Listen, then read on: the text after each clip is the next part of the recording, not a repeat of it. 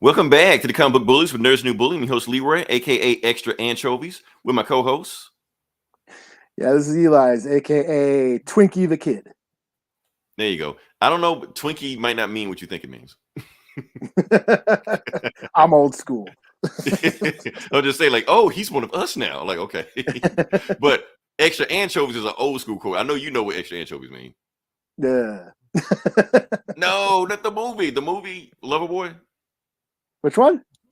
Loverboy. You never seen Loverboy? Loverboy. With Patrick Dempsey back in the 80s? You never seen it. Okay. I'm gonna let you do your thing, but I'm gonna start off with okay, it's a movie back in the 80s.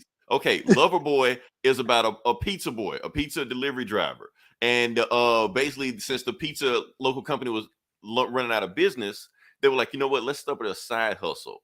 Anytime some lonely housewives call and they want a little extra something, they're gonna ask for extra anchovies because nobody wants extra anchovies. So we know what they really mean. So anytime we want extra anchovies, we're gonna say, okay, you go out there, do your thing. And that's what Patrick Dempsey was doing. So basically, he was like a teenage male gigolo. Now the conflict came in. He was a man. He was a man whore, exactly. But what happened was that the conflict of the movie came in when he got one call for extra anchovies, and it was his mom. Oh shit! Yeah. So any porno like Back to the Future, like Back to the Future, basically. And she was still married to her dad. They were like, what the fuck? She wants some extra anchovies. But anyway, we're off topic. Anyway, we got a brand new show for you. Basically, hit the like, share, and subscribe button. But Eli, I'm gonna let you start off first. Let's go ahead and set this bad boy up. I'm trying to share out the link real quick. So talk about Loverboy some more. I'm talking about more Loverboy some more. Okay, so like I said, it was Patrick Dempsey's first movie. The movie was basically about male whoring. And so anytime somebody says extra anchovies on there, it always makes me wonder, oh, is that what they're talking about? So anytime you go see one of those like low rent porno movies where the plot line is always about do you want some extra sausage or some shit? That's what came from Loverboy. Hey, Jake's in the house. What up? What's going on, Jake? Don't worry, Jake. We have a full show. Yeah. Bachelor party with Nick the Dick or whatever. Did you ever see? I mean, that's the one with Tom Hanks, right? Tom Hanks. When the old lady, they go to the strip club, the old ladies, and the guy came serving hot dogs. Oh man, it was. I missed that. I missed that one. I'm gonna watch that. But the 80s. Don't you remember? Love the 80s. You can't get away with Porky's. Revenge. You can't get away with Revenge of the Nerds anymore. Man, I bet you. Animal House. You can't get away with any of that stuff anymore. The kids these days would lose their minds if they ever watched fucking Porky's these days. Right. Cancel. That's it. You can't get away with that. And it made like 4 of those movies, man. All the best weekend, best happy weekend, guys. Thank you, Zikri Zoe. Yeah, you sound Kryptonian, but yeah. Okay. All right. I guess I'm ready. I'm ready to. Okay, yeah. Let me go and get you lifted up. Let's see. Okay. Sad news. We have to start out with some sad news. Jimmy Wang Yoo, one of the biggest martial arts stars ever, has passed away. He preluded Bruce Lee as like a kung fu superstar. He was out of the Shaw Brothers studios. He was one of their big stars. He went on. He's in almost 100 movies. He was in. He writer, director, producer, choreographer. He did it all. A lot of his movies were highly influential. Particularly the one or the Chinese Boxer. There was a movie. He did a movie called The Chinese Boxer. That preluded Fists of Fury. You know, as far as like the Bruce Lee, Bruce Lee movie. You know, that whole theme, the trope of, you know, the highlighting the practitioners of Chinese martial arts challenging the foreign occupiers of China at the time. That preluded that. You know, he fights like the Japanese army or whatever. You know, taken that are occupying China. That was like a big theme in a lot of kung fu movies. You know, the underdog, the oppressed underdogs, taking on these authoritarian figures. You know, like the Manchus or the Japanese or the Boxer Rebellion, which we talked about in the Shang-Chi comics recently. He was also in a movie called The One-Arm Boxer, which was another classic. Was it One-Arm Boxer or One-Arm Swordsman? No, it was One-Arm Boxer. He was in The One-Arm Swordsman as well. He's another. That was like one of his first big hits. But One-Arm Boxer, like, influenced this was a huge smash hit internationally. It's been referenced by a lot of movies. It introduced that trope of, they kill his master and then the student goes and, goes out for revenge, but then has to learn the deadly technique to kill the bad guys. The street gangs influenced like in Kung Fu Hustle and Big Trouble in Little China. So a lot of tropes came from this movie, One-Arm Boxer. And they even used the soundtrack to One-Arm Boxer has the Shaft score. They used the theme from Shaft as the musical score. Wow, okay. Yeah. And like he's going back and forth, how black culture influences and back and forth. Yes. Yes, at the time when Kung Fu movies first came over to America, they were getting played in the cities, in urban theaters, where they really resonated with urban audiences. It was, the civil rights movement was going on at the time. So they really related to these stories about these underdogs taking on, challenging authority, challenging their oppressors.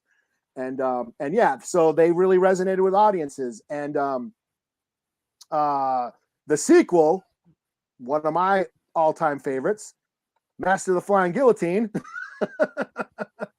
one of my favorite movies of all time. Another highly influential movie. The Wu-Tang has sampled this movie, referenced it in their songs.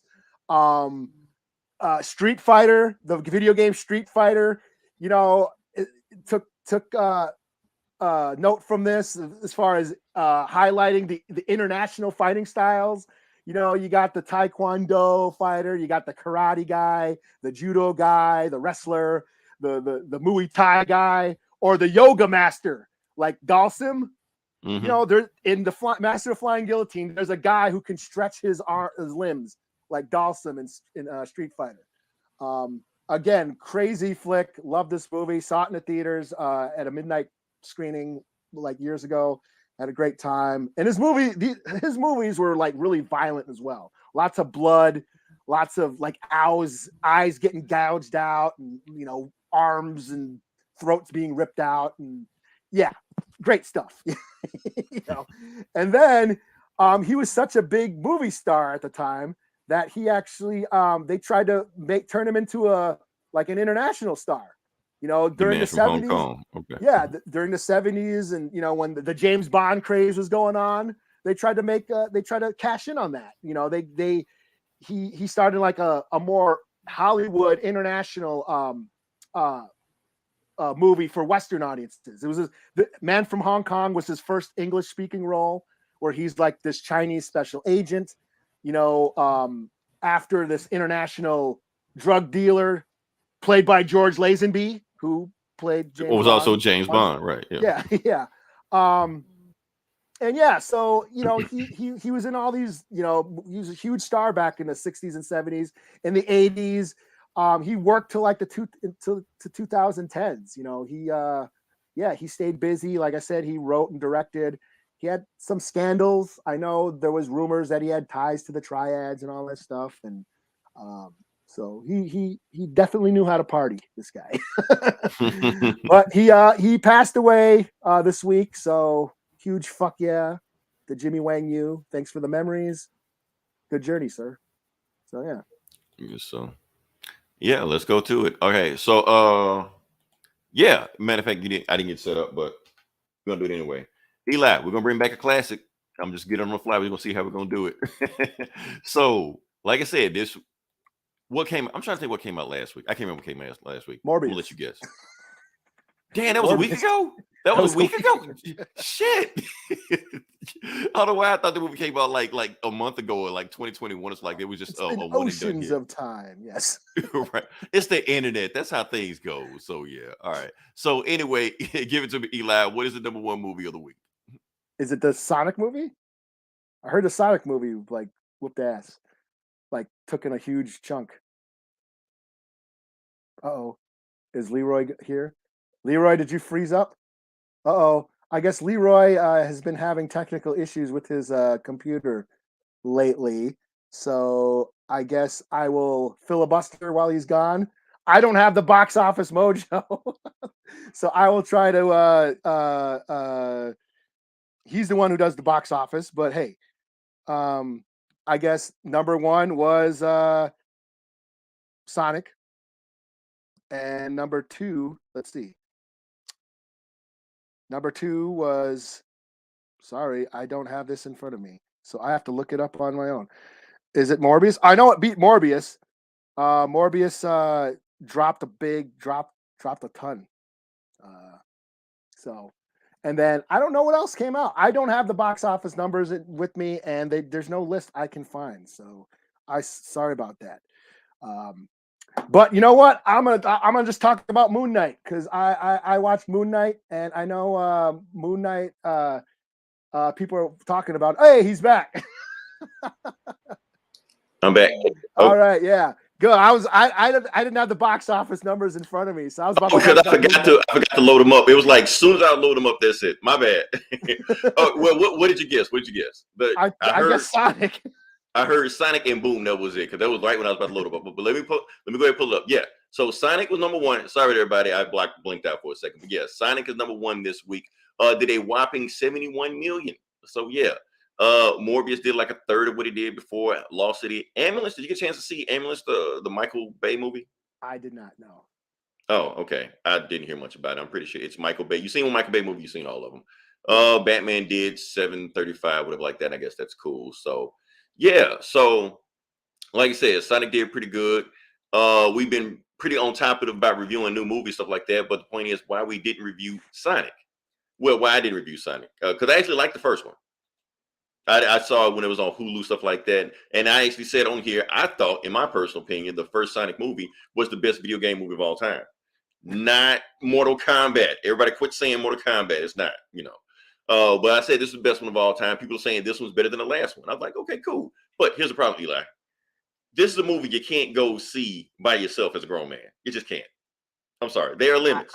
I understand. I understand this is a comic book podcast. There's a lot of shit we get away with. We probably should, but this, Matter of fact, any grown man that walks in to see Sonic the Hedgehog or Alvin and the Chipmunks or some crazy shit along that line by themselves, like, no, just put them on the watch list immediately. Stranger danger, right there. Just don't do it. Now, if you got kids you want to go see this movie with, that's cool. Problem is all the kids I know hate movies in general and TV shows. They only like Fortnite, Roblox, and TikTok. That is it. And YouTube. Short YouTube videos, not long ones like this one. So anything past that, they're not going to watch. So they're just like, we don't want to deal with this stuff like that. And you can't take a date to go see this movie. I mean, this isn't sexy. Hey, you want to go see Sonic 2? No, not going to happen. She would dump you right there. So that's why we didn't review Sonic 2. So I'll probably review this when it comes on HBO Max or Hulu or whatever the fuck. I mean, I'll review it then. I'm pretty sure to be like, oh, it's Jim Carrey's best movie, whatever like that. But whatever. And this might be his last movie. I don't know. Okay. So, yeah. Well, cool. You saved me from talking about Moonlight. I wasn't gonna review Moonlight because I was about to. I was like, I didn't know the numbers, so I was like, oh shit. Well, I guess I could talk about Moon Knight, even though I don't want to. Let me stop you before you get to it. Damn, hurry up, Leroy, before I shit all over Moon Knight. Okay, so Moon Knight sucks again. Anyway, let's move on past that. All right. So so I guess we're kind of go into the video game section, though it's kind of early. Been there before. We're gonna go here. Yeah. Okay. So since we're not gonna talk about Moon Knight, let's talk about a show that you haven't seen that you can't shit on. So I can shit on it. Let's talk about Halo. Okay. So, like I said, Halo's been going on. Like I said, the fan base is getting more and more pissed off about it. All like, I hate Halo. So you can't talk about the show online because they're pissing everybody off. And just when you think people are starting to sell into it, they piss people off even more because in the last episode, they decided to do this. Show you Master Chief's naked ass. So first thing they do is take off his helmet. People complain about that. So they decide to go, oh, you complain about that. Let's show you his ass now. We didn't want to see his ass. We didn't want to see that, Now I know what you're Not thinking. even Maybe do what about the chicks? Or you know what? or people who do like looking at That dudes' is true. asses. That is true. And that's the thing, Eli. You were right about that because I checked our analytics, our female demographic that listen to this podcast a little bit lower. So hopefully, hold up, boom. Hopefully, this will get you listening or watching. Let's show some. This is for you, not just the ladies. For the dudes that into that also. Whatever you're into, we don't discriminate. Whatever you like, that's it. But my thing is the people that actually play Halo. Let's be honest with you. You go online in Halo, it's a sausage factory. It just is. It's just a bunch of dudes just playing. You rarely see women play Halo, but other than Jamie Lee Curtis, but other than that, that's pretty much all you're gonna get. So I'm like, does Jamie Lee Curtis play Halo? Oh, she loves Halo. I was watching, and it's not like that fake thing that they were doing with Fast and Furious, where they pretend like they like Tekken. No, Jamie Lee Curtis like new glitches and shit. She was like, "Yeah, I know you hit the XXY and you do this." I was like, "Oh, okay." I like, okay, Jamie Lee Curtis gets a pass, You got skills. Yeah, she hasn't got skills in the game. I don't want to play Jamie Lee Curtis. But my thing is with the Halo fan base, yeah, even though they gave us this, we never wanted this. We wanted this. Now, not everybody. I'm not saying I'm in that group. I'm just saying, but if you go online, Eli, there was a very, very, very large group of picks online that are pretty much just Cortana. They want to see Cortana in there. You see some cosplay in there. You're gonna get a whole bunch of this, whole bunch of that. So that's what we were thinking. Like, okay, the first time we see sexist. I'm glad you said that. I'm glad men. What happens when you let men make stuff? That is true. So yeah. So before Cortana, I'm sure lesbians like looking at it too. I'm just saying. Well, I'm pretty sure that's what I'm saying. We don't discriminate, so it's not just the guys, but just saying. And plus, you got to think about it. It's a bunch of women out there right now that go to Comic Cons and all kind of things like that, and they cosplay as Cortana. So obviously, they like it. So it's not us being sexist. Women like it just as much as we do. But here's the thing. They did tone down the sexiness of Cortana, like when they started putting her into more other games. Start giving her more body armor and stuff like that. So you kind of toned her down, But notice that nobody cosplays as that anymore. They want this. They don't even know that they haven't done this in 10 years. They don't care. They want that. So yeah, I was thinking that they were gonna do a Halo. If you would have sold me on a Halo show, there's gonna be a nude scene between Master Chief and Cortana. I was excited. I wasn't expecting this, just nude, whatever. But I just want to talk about that and get past just that. Flapping cheeks. Yeah, just like what is happening with the show? I'm trying to defend the show, but they're giving me the opposite of everything I want. But Cortana showing up in the show actually was pretty cool. Now to show you what she looks like in the show, she don't look bad. I actually like her in the show. She looks, and they got the original voice actor, so it does sound like Cortana when you see her on the show. So I'm like, okay, that's actually pretty cool, So that's what I got with that. Now let's actually get into the video game section. This is something I want to talk about last week, but I couldn't talk about last week because we had like a full show of shit on Morbius. So now we can talk about this. So main thing I want to talk about last week, I want to talk about Street Fighter V. They finally released their definitive update, like the update. They're not updating this game anymore. They put the update out and they are done. They're moving on to other games, Street Fighter 6 and all this shit like that. So, and that's why I waited, because I wanted to stop making all these patches and updates. I wanted to wait until you actually finish the game and then put it out there. So now I've been online playing. I wanted to show you some footage, stuff like that. See how deep we're going to get into the game. I'm not going to show you when I lost, just show you when I won. But there's some stuff going on. So I might bring back like the game night, stuff like that, where I play online, but we'll see. Don't worry, the guy didn't die. He's going to die. Don't worry about it. You may be able to get out there, but I don't know. But I do know Street Fighter takes up a lot of space, and I had the disc, and that takes up a lot. I had to delete a bunch of shit. That's because it's always update. Yeah, it eats up a lot of memory. So yeah, man. So if they just had everything on one consolidated disk, you wouldn't have that problem. But that's what you're getting if you download the game now. You're getting like 6 years worth of updates and updates and updates. Well, I got the disc, and it's like constantly fucking. Yeah, man.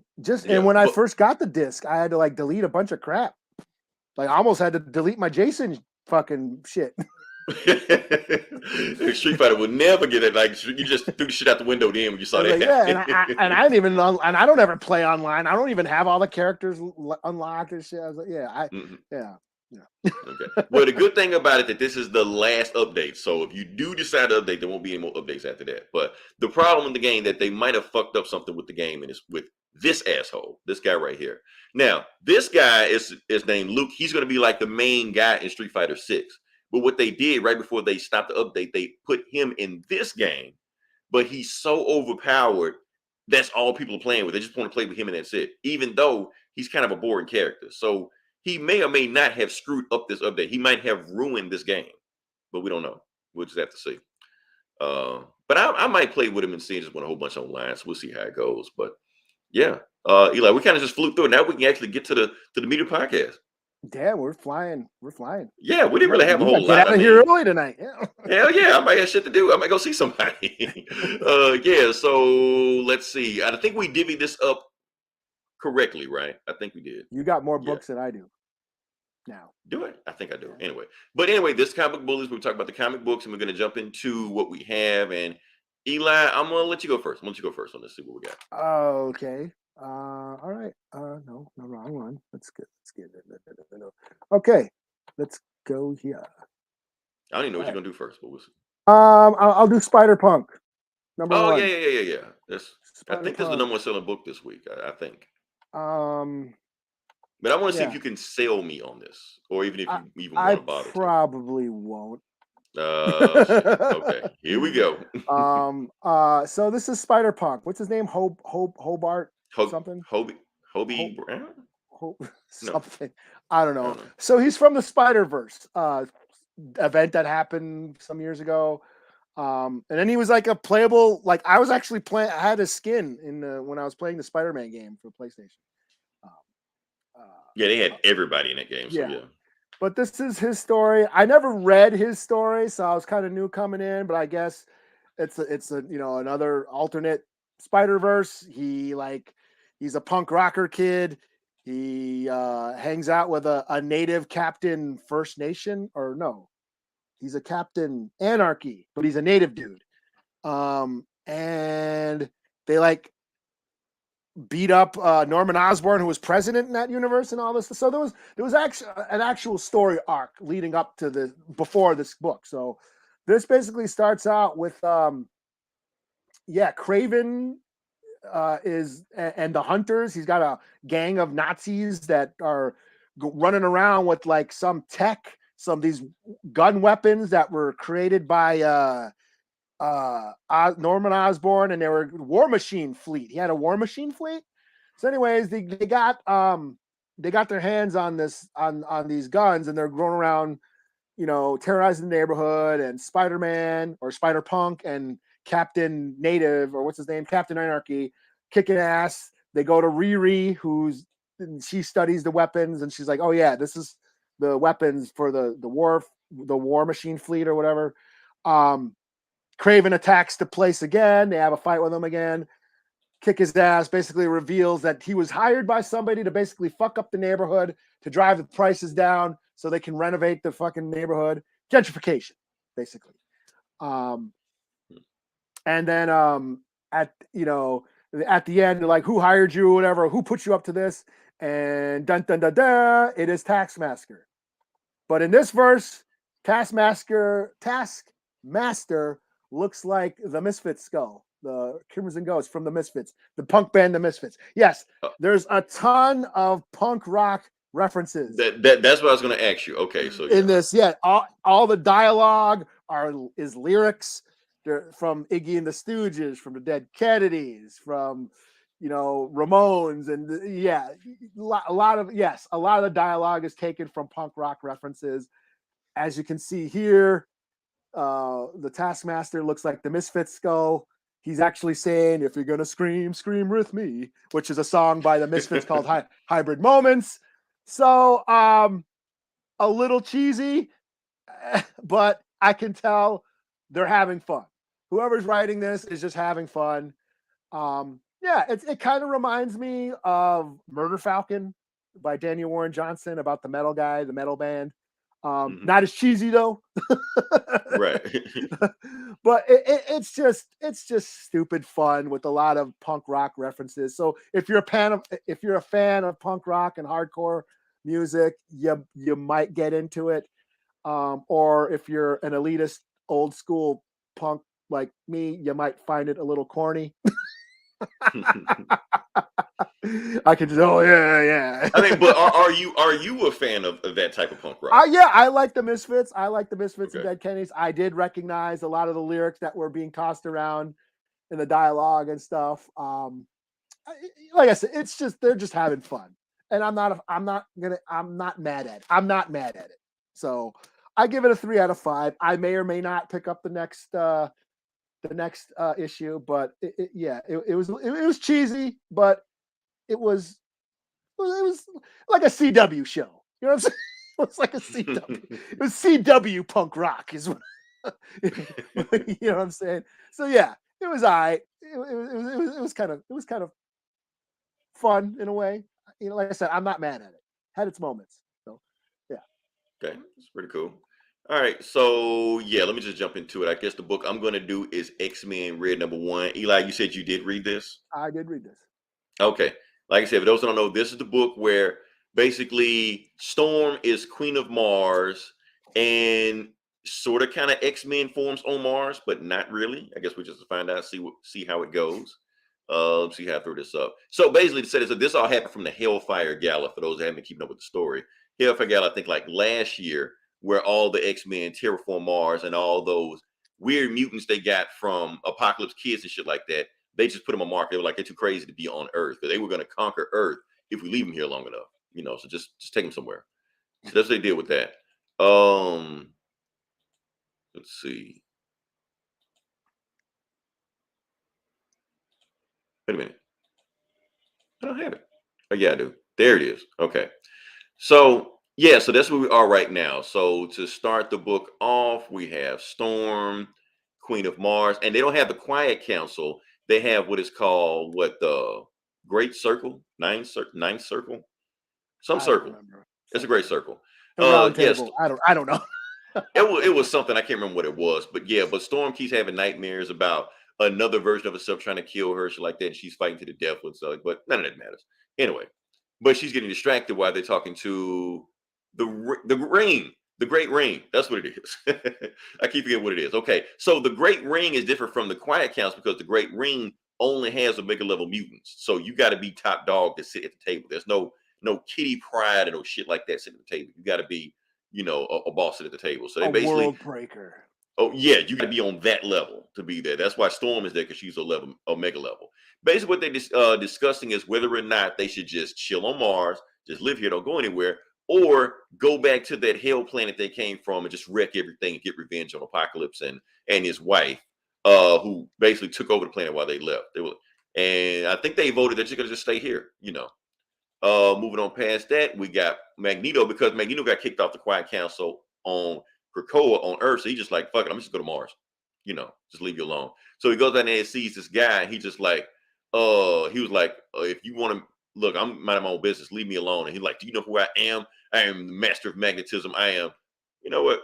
My name's Max. How you doing? He didn't even give the guy a bad time. He just like, look, is it cool if I live here? He's like, man, do what you want. Everybody lives on the coast, so you can just live here. Nobody's gonna bother you. You're like, cool. He was like, and he's just trying to ask us, so what's your deal? What are you doing? Like, people have called me all kind of things in the past.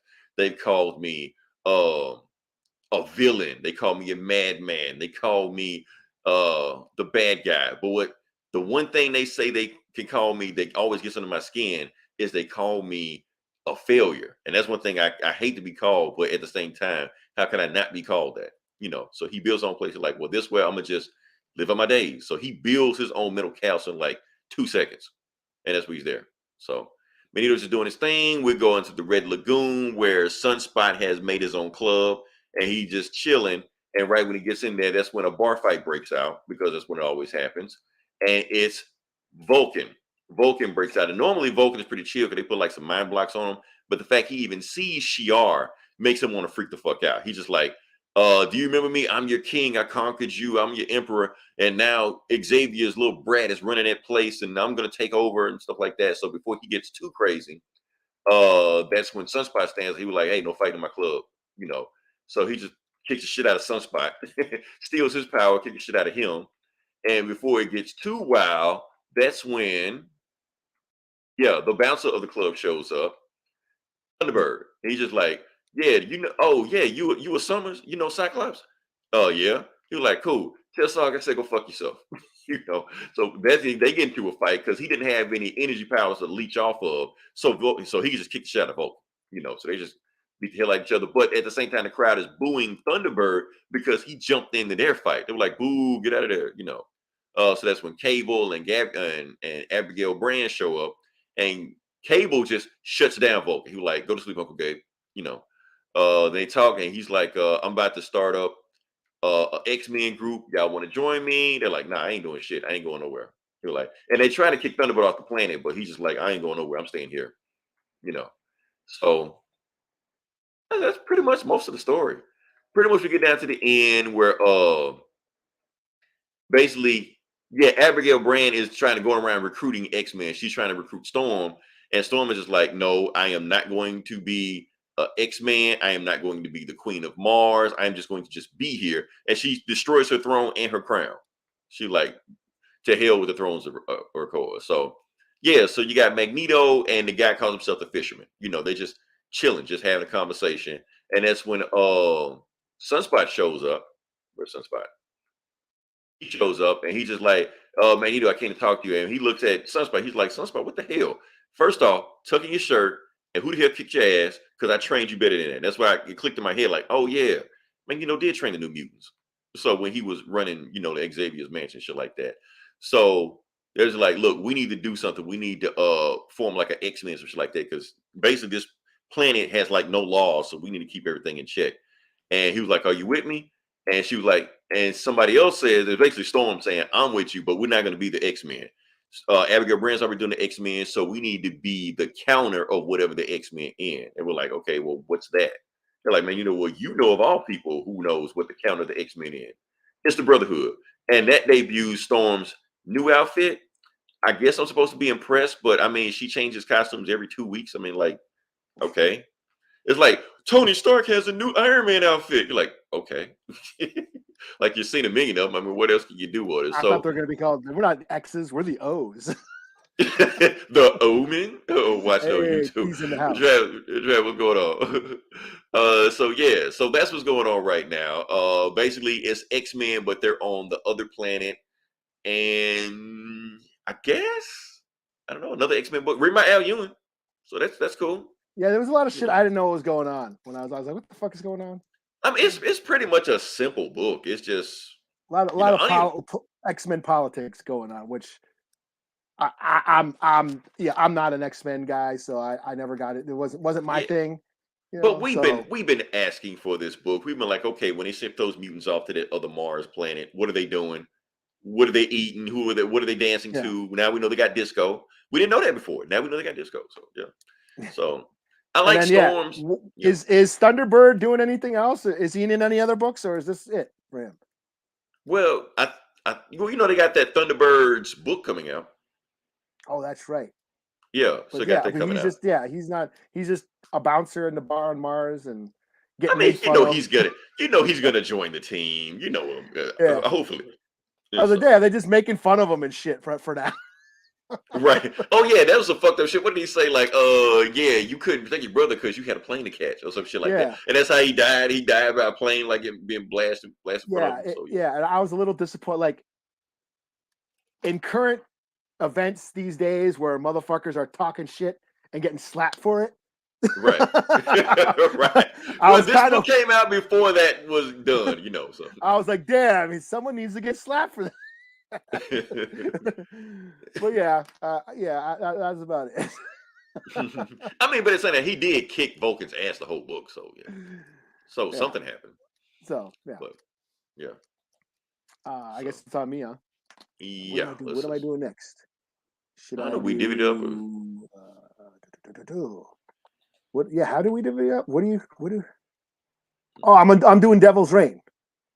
Oh yeah. I did. Yeah, you are doing Devil's Reign. Okay. Devil's Reign, number 6, the finale of this big Daredevil event. Chip Zdarsky's run comes to a close. I did not read the Chip Zdarsky run.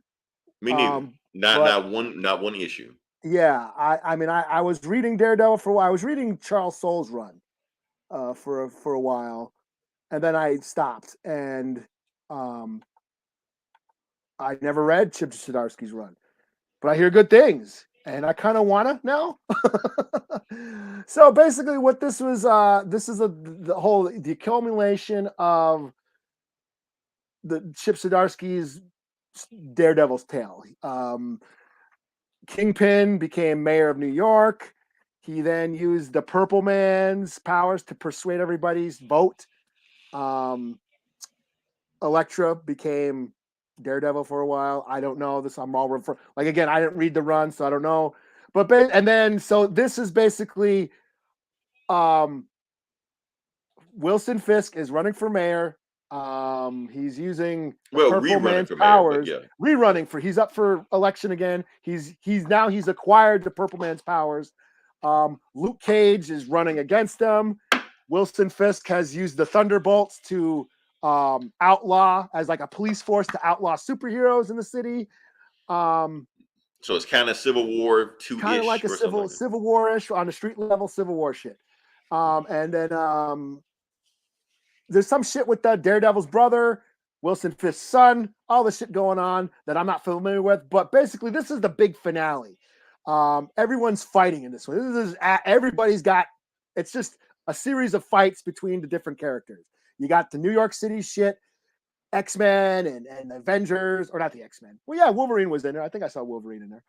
You know, all the superheroes fighting the Thunderbolts versus, and then you got the Purple Man coming, you know, trying to like control everybody, but they got the inhibitors. The Purple Man's kids in there, and then the thing with Luke Cage where he came in and was like Luke Cage took his inhibitor off, put it on the kid's head, and then Purple Man was trying to get Luke Cage to crush his head and shit. I thought that was pretty intense. Right. But Luke Cage didn't do it. Yeah. And Luke Cage didn't do it. He was able to defend against the mind control. I thought that was pretty sweet. Meanwhile, you got like Daredevil and Elektra, you know, going after Wilson Fisk. They catch him, and fucking Daredevil's beating the shit out of Kingpin, like beating the shit out of him. Almost kills his ass until Elektra had to stop him. It's like, yo, you're not an assassin. You're a Daredevil. You're a symbol. People are watching. There was some imagery on there also, because not only was Daredevil, you know, had the weapon to his head, there was also a bunch of like cell phones in the back. Also, people had cell phones. That's what Elektra was saying. Like, the people are watching. You chose to be a symbol. You're not an assassin. I know it. I kill people all the time. You're not that. You're a symbol. And everyone's watching. If you kill him, what do you think people are going to think of you? So she kind of talks him out of killing Wilson Fisk. And then me personally, I thought there was like some comment on excessive force, like we've been getting in the news all the time, stuff like that. Let me see if I can pull the image up real quick. Yeah. See, like that was just all the cell phones in the back, stuff like that. So like, I kind of like, I'm not going to say George Floyd, but I kind of remember that, you know, you kind of use excessive force, you know. Kind of, yeah. That's what I was thinking, but yeah. But it's also like it's these two characters. It's the hero and versus villain. It's the big climactic battle. I think, you know, that we always get to see. You know, we wait. You know, Batman versus Joker and all that shit. You know, so Daredevil doesn't kill him. He gets arrested while he's in the car getting arrested. It turns out one of the security guards is his son Butch, and he takes him back to those I don't know who they are. They're those corporate real estate assholes that basically, who said they put him in office to begin with. So yeah, they're the ones who put Wilson Fisk into office, and they're like, "Good job, Wilson. We're gonna get all the charges dropped, and we're gonna have you run for president. You did a good job making the crime go up to drive the prices of the property go down, so we could buy up again gentrification and stuff. You know, so we're gonna coach you, and you're going to run for president, and you will win. And we're putting you in power. You're going to be president." And like they try to put her there, partner. And Wilson Fisk goes and shakes his hand, and then crushes it, beats the shit out of everybody. He's like, "No, I'm the kingpin."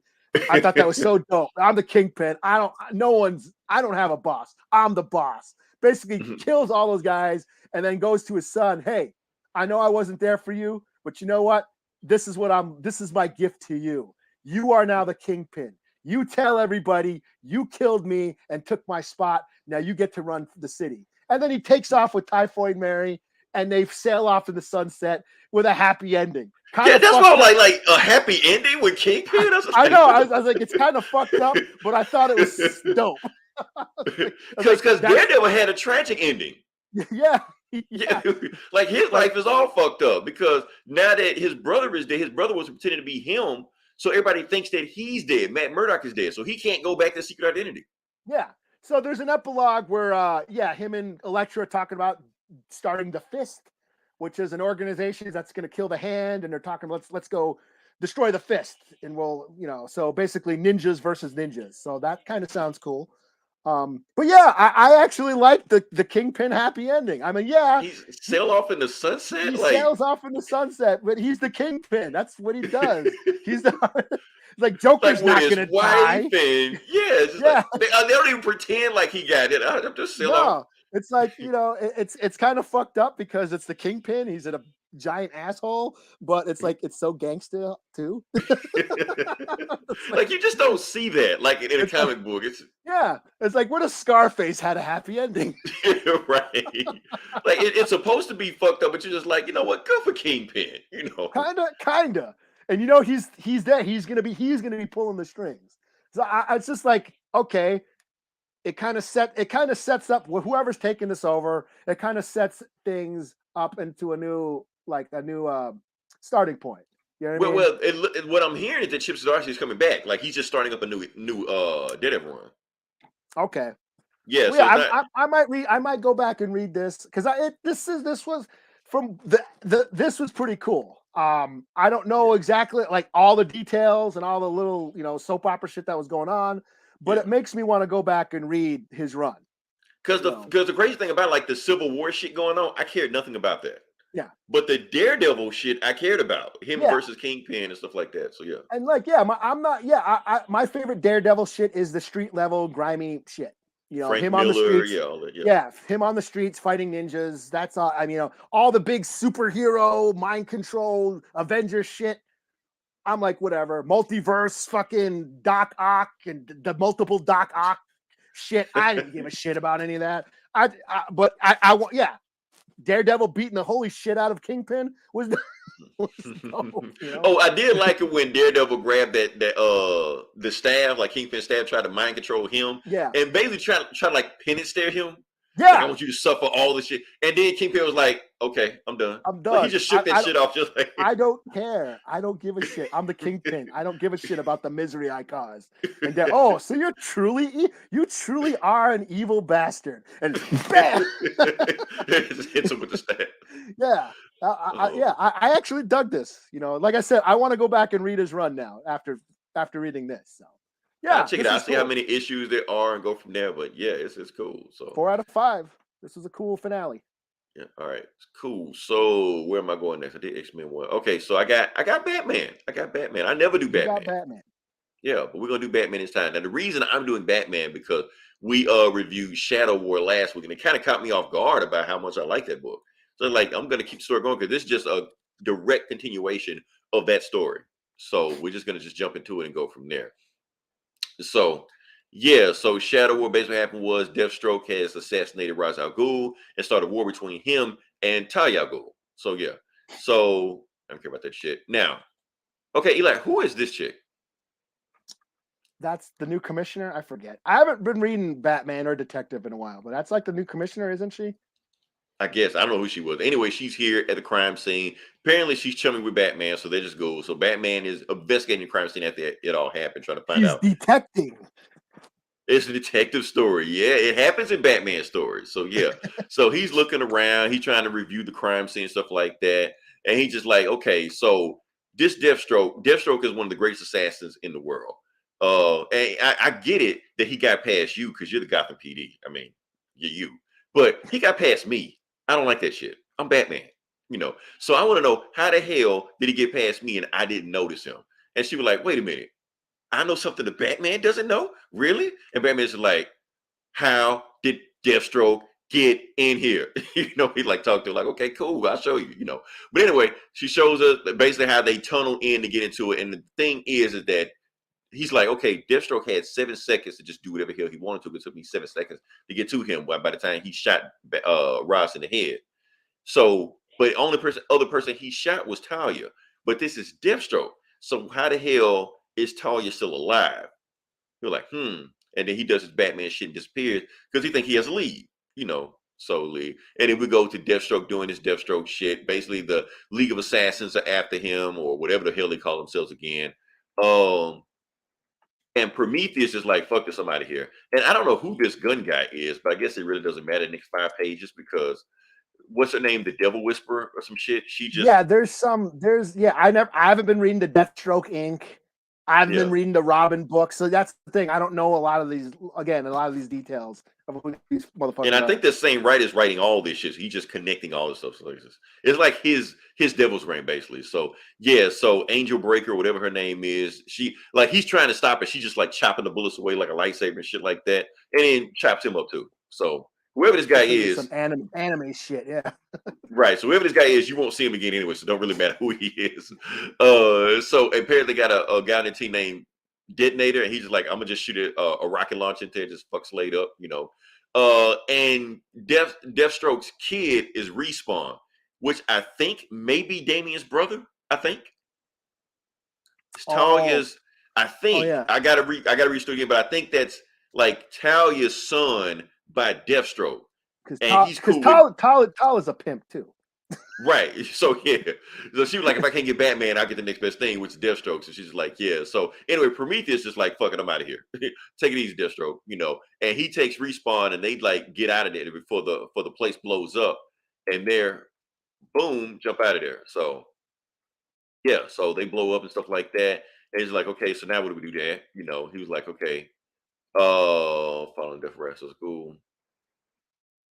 does he do next? I don't know what he do. Anyway, we find his other daughter, Ravager, who was also on the island, stuff like that, who was help training Robin, you know. And she just like, Dad, you really fucked up. You killed Ra's al Ghul. So you know that's going to bring heat on the whole family. She knows that, you know. So, and exactly what she thought. Yeah, the League of Assassins come in. They like to better take her out. And before they do that, she just keeps drinking and boom, boom, boom, they all get taken out. And it's Damien. He's there. He's like, what the fuck did your dad just do? He's like, look, man, I'm just as surprised as you are. So let's go kill my dad. She just gets the sword. They just go, you know. So they're doing it. So Batman thinks he has a lead. So he's about to go see his baby mama. You're like, look, I think she got some to do with it for the reason she's still alive and looks for shit going on. So it's one little ninja there. Batman like really fucks him up, kicks him in the neck while time with the Batman. I'm like, Batman, that's kind of excessive, but whatever. And he's got size. He uses size, which is weird because after reading like Devil's Reign and Daredevil, like Elektra stabbing Kingpin with the size, I'm like, hey, Batman's got size. Batman's got size too. And there's like 50 ninjas just pop out of nowhere. They're just like, you're not welcome here, Batman. He was like, come on, let's go. So 50 ninjas versus Batman, you know what happens. He doesn't kill anybody, but they're all fucked up. They're all knocked out and shit like that. He kicks one through the door to break the door open for him to make it easier for himself, you know? So, yeah, I just love this panel. There's a bunch of 50 ninjas just knock the fuck out. And we've seen Batman do this. We've seen Batman beat more ninjas than this by himself because it's Batman. So we got one that's just like, and Talia's just like, why'd you do that? You could have snuck in. Nobody would have known you were here, but you just had to make yourself known that you were going to be here.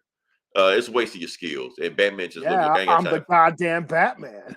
Basically. So that's when Batman throws the sides down. He looks, I ain't come around to play Talia. I just want to know why the hell are you still alive? Because we know Deathstroke is good enough that he would have killed both of you before I could have got to you. He was like, shit, I don't know. But anyway, when you coming here proving she's dressed like Ra's al Ghul and shit, you know, she's like, I'm the demon's daughter, stuff like that. And she just like, and basically she just like, look, I don't worry about Deathstroke. Where the hell is our son? Why are you not with him right now? He's like, yeah, he went out to go see, he went out to kill Deathstroke. He was like, what? So you got my son out here going against that monster, and right before she gets ready to kill him, she's still weak from Deathstroke, you know, putting gunshots in her also. She didn't take the Lazarus pit because she was like, I don't trust the Lazarus pit right now. And she was just like, even though you don't care, Batman. He was like, well, you're talking about, I do care. I care about you, Talia. I never want to see you hurt. She's just like, you're the only person who could hurt me, beloved. you know, and that's when they kiss. And yeah, that's the story. So I yeah. don't feel good. You know what you need? A hot beef injection. Right. That is the medicine Talia needs right now. She's like, I got a fever. And the only remedy is bat dick. right. Come on, let's go make another ride. Oh yeah, so this is a cool story, man. I'm pretty sure it's gonna ramp up towards that. It wasn't even a whole lot of Batman in this story. It was just a story they're just telling. Yeah, But it kind of like well, for me it was it was okay. It kind of like leveled off, the tension leveled off a little bit after the first issue. But yeah, the action was cool. Art was dope. I just didn't know, like, I don't know about his kids, and you know, and I might be wrong. That might not even be a thing. Yeah, I didn't know about, like, yeah, the whole conversation between Robin and Slade's daughter. Oh, really? She doesn't like her dad? Okay. See, I didn't know that. Well, they flip flop. Sometimes they're cool, sometimes they're not. Honestly, I think they were cool before but she was like, oh, he's doing asshole shit again. Let's go get him. You know. Yeah. So I think that was going on with that. So overall, I like the story. I'm still going to stick with Shadow War. Still going on. I guess I'll have to read Deathstroke Inc. whenever it comes out to see what the hell's going on with that. And I guess we'll get confirmation whether or not that kid is Talia's son and technically Damien's half brother or whatever the fuck going on. So yeah. So basically, he's Deathstroke's Robin. Yeah. Bottom line. So, yeah. So all right. So yeah, what you got next? I think the only book I got left is this Jim Henson's Storytellers Shapeshifters #2. I don't know why I thought all of us had more books than this. Yeah. Well, we all read the same shit mostly. Pretty much. Yeah. So this is this is the only reason why I picked this up is because it is written by Darcy Littlebadger. She's a native author and writer. She writes novels, like native sci-fi novels. She wrote some of one of the stories that ended up in the Marvel Indigenous Voices book. So I guess this Jim Henson Storyteller series is just different fantasy tales from different artists and writers. It's an anthology book, a different story every month. So this is the Shapeshifter Series #2. This is about a little girl, an Apache girl, who basically learns. She meets the little people, the little reed people that live in her garden, that live in the weeds, in the reeds, in her garden, and they teach her how to dance. It talks about the history of the Apache and how they lost their culture and their ways were outlawed. Their people couldn't dance for fear of being persecuted. So this girl learns how to dance through these little people in her backyard, these little spirit people, and she visits them throughout her life. She ends up becoming a ballerina, and travels the world. Towards the end of the story, she goes back and visits her mom, who's an elder. Her mom can't afford her house anymore, has to leave. Eventually, her house is torn down, and her garden is bulldozed to make up for like property. It's bought up. The state buys it up and bulldozes down her garden where the little people are. She's like, oh my God, but then one night, when she's an elder herself, she grows to be an old lady. And one night the little people come and visit her at the nursing home, and they dance. It's a really touching story. I was actually really moved. It touches on, Native history and how the culture and cultural preservation, and how the culture's dying, the struggle to keep the cultures alive, and the traditions alive. And I just thought it was a really, moving, beautifully told story. So I was like, like I said, I just picked this up. I was just scrolling through, and I just noticed the name on the cover, Darcy Littlebadger. Oh, really? So I clicked on it and read it, and I was like, wow, I was really surprised by this. So yeah, cool little story about Native traditions, which is very rare in all media. so yeah, 4 out of 5. I thought it was really good. Cool. Okay. Last book I'm going to do is a CW book. We're going to talk about the CW. Yeah. For those who don't know, yes, the CW has a Archie? whole bunch of. You reading an Archie book? Oh, hell no. Even worse. You wish we were doing an Archie book. No, like I said, people know that the CW has a whole bunch of Arrowverse shows and DC Universe, and the DC decided to do cross promotion, but decided to actually do a CW Arrowverse comic book. That's actually written, yeah, and it's actually written by the showrunners. Okay. So it's like a tie-in. It's actually placed in between, like, one of the seasons of the show, like between season 3, blah blah blah, stuff like that. So, oh man, I did some by accident. I didn't do that. So yeah, the book is called Earth Prime Batwoman #1, and it's set between, like I said, it's set between, what is it? Sorry, I'm screwing up. Set between season 3, I think, like between the mid-season something. Damn, there's 3 seasons already? Maybe the last. We don't know. Yeah, but it's been 3 seasons so far of Batwoman. And okay, I think I got to set up what season 3 was. Season 3 was like all of Batman's gadgets that he had from the Arkham criminals got loose. So what it started doing, it started infecting random people. This is a way so you can have people become Mad Hatter without being Mad Hatter, or Killer Croc without being Killer Croc. And her best friend got affected by Poison Ivy, and her brother became Joker. So people want to talk about Jared Leto being the worst Joker. Not if you've seen Batwoman. So, but honestly, he's so bad, people don't even count him. So I'm going to just let that slide. But anyway, let's get to it. In this book, she fights Clayface. So yeah. So we can pick one. Yeah. So what happens is, like I said, it's basically high school kids having a party. They're picking on one kid. He's getting bullied. They trip him and kick him into some mud, but it's not really mud. It's like clay. It's clay. So he becomes a new Clayface. He gets infected, and the story is called Flesh and Mud. Some other CW shit happening here. So that's Renee Montoya. That's Luke Fox. Luke Fox sucks on this show. Renee Montoya sucks. Oh, it's actually the same actress from Gotham. So that was pretty cool. So it's cool. Anyway, Batwoman is in a Dodge Charger. She gets word that, yeah, Clayface is attacking some place. She goes there and tries to stop him. Of course, she can't do anything with Clayface, but it just so happens that it's raining. So the rain melts away Clayface. So she's like, okay, so that stops me for a little while. But when it stops raining, eventually he's going to come back. So we're going to need to have something to stop him. So while they're coming up with a plan to stop him, that's when Lena Luthor from Supergirl shows up out of nowhere. She has not been in these stories at all. She has not been mentioned. And she knows Batwoman is Batwoman because Supergirl told her for some reason. I don't know. Oh, that's not Lena Luthor. Anyway, Lena Luthor says, all you got to do is just get some Mr. Freeze shit, and I'll make you a freeze bomb where you can freeze him, Clayface. That's the story. So yeah, so that's what happens. She builds a bomb, gets Clayface, freezes him, and that's pretty much it. The story. Yeah.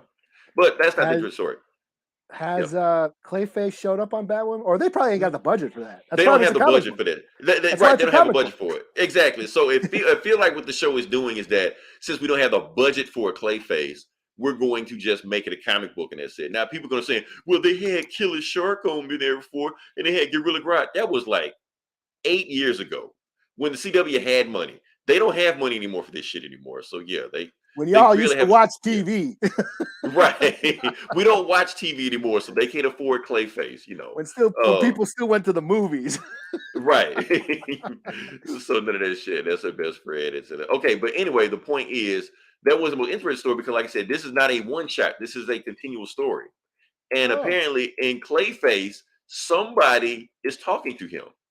And the person that's talking to him has some kind of staff or armor or something like that. Yeah, he's got some kind of staff.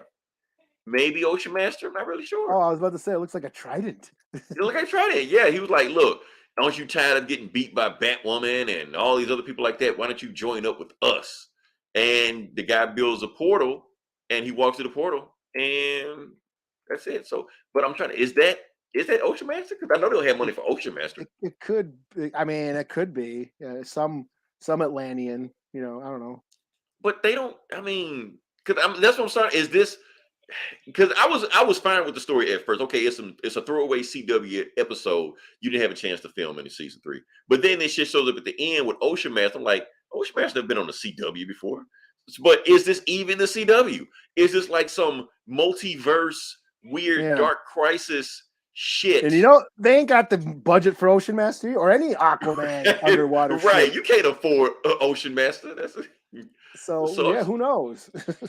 I don't know, but that's the story. Like I said, it was a thing. It was cool. It was a fun throwaway story. I was like, if it was an episode on Batwoman, I probably would have watched. They didn't have the money for Killer Croc when they did Killer Croc. He was just in the shadows. All you saw was like his arm and shit. He just got dragged in the shadows, just kill people. So it's just like, okay, y'all really just broke right now, I guess. So, oh, but yeah, I guess that's all we got. We booked out. Eli, we made a show out of nothing.